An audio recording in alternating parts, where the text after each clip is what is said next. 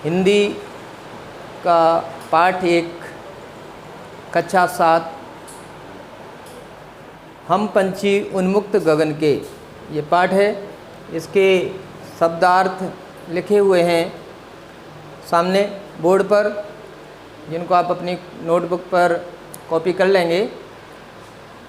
इसके बाद चैप्टर हम बुक से आपको रीडिंग कराएंगे, तब तक आप इसको नोटबुक पर कॉपी कर लीजिए। ओके। हम पंछी उन्मुक्त गगन के, कवि सुमंगल सिंह सुमन के द्वारा रचित कविता है ये, जिसमें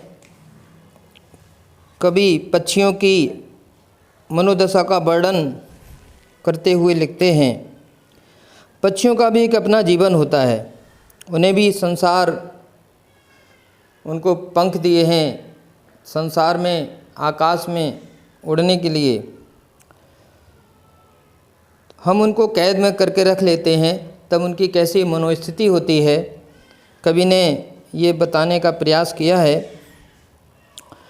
हम पंछी उन्मुक्त गगन के, कवि कहता है कि पंछी उन्मुक्त गगन के, खुले आकाश के, आज़ाद आकाश के पंछी हैं। पक्षी कह रहे हैं कि हम पंछी आकाश गगन, खुले आकाश के, उन्मुक्त गगन के हैं, खुले हुए आकाश के हैं, आज़ाद आकाश के पंछी हैं। पिंजर बंद न रह पाएंगे, और हम पिंजरे में बंद नहीं रह सकते, हम पिंजरे में बंद होकर के नहीं रह सकते हैं। कनक तीलियों से टकराकर पुलकित पंख टूट जाएंगे। पंछी कहते हैं कि हम कनक तीलियाँ, सोने की जो पिंजरे की जो सोने की उसमें जो सरिया लगे हुए हैं, सोने की जो लाइनें हैं, सरिया हैं, कनक तीलियाँ, कनक माने सोना, उनसे टकरा करके हमारे जो पंख हैं, हम आज़ाद होने के प्रयास में हम उनसे टकराएंगे तो हमारे जो पुलकित पंख टूट जाएंगे। जो हमारे पुलकित पंख हैं, पुलकित माने खुशियों भरे पंख, जो हमारी खुशी से भरे पंख हैं वो टूट सकते हैं, वो टूट जाएंगे। हम बहता जल पीने वाले, कवि कहता है कि पक्षी कह रहे हैं कि हम बहता हुआ जल पीना, हमें बहते हुए जल पीने की आदत है। हम जो है रखा हुआ जल या किसी बर्तन में रखा हुआ जल पीने की आदत स्वभाव हमारा नहीं है, हम बहते हुए जल को पीने की आदत है। मर जाएंगे भूखे प्यासे, ऐसे इस प्रकार अगर हमको बंद करके रखा जाएगा तो हम भूख और प्यास से तड़प तड़प कर मर जाएंगे। कहीं भली है कटुक निबौरी, कनक कटोरी की मैदा से। कवि कहता है कि पंछी कहते हैं कि कहीं भली है कटुक निबौरी, कड़वी निबौरी, उस कनक कटोरी माने सोने की कटोरी में जो हमको मैदा दिया जाएगा, मैदा अर्थात भोजन दिया जाएगा, जो भी हमारे लिए, उस सोने की कटोरी के भोजन से हमारे लिए कड़वी निबौरी बहुत अच्छी है, जो हमें आज़ाद होकर के मिलेगी।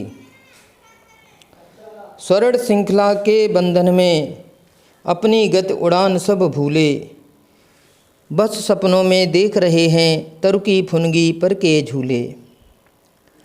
स्वर्ण श्रृंखला, सोने की जंजीर के बंधन में अपनी गति, अपना उड़ान, अपनी आज़ादी हम सब भूल भी गए हैं। कवि कहता है कि पंछी जो है वो सोने की जंजीर, सोने के पिंजरे में जो उसको बांध दिया गया है, बंद कर दिया गया है, वह अपनी गति और उड़ान सब कुछ भूल गया है। बस सपनों में देख रहे हैं तरुकी फुनगी पर के झूले हैं।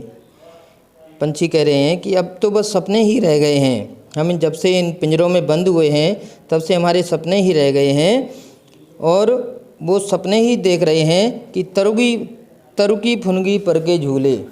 जो तरु है, पेड़ है, उसकी फुनगी माने सबसे आगे की डाल पर जो पक्षी जब बैठता है तब वो डाल नीचे को झूल जाती है, फिर वो ऊपर आती है, फिर पंछी उड़ के दूसरी फुनगी पर बैठ जाता है, फिर वो नीचे को झुक जाती है।